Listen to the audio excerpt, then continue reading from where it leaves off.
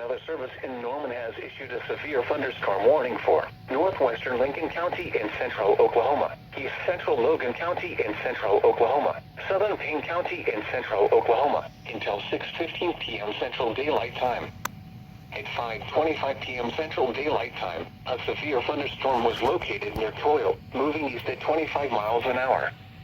Expected hazards include 60 miles an hour wind gusts and quarter-size hail. This is a radar-indicated threat. The following impacts are expected. Hail damage to vehicles is expected. Expect wind damage to roofs, siding, and trees.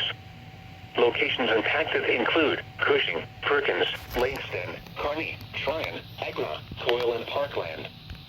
For your protection, move to an interior room on the lowest floor of a building.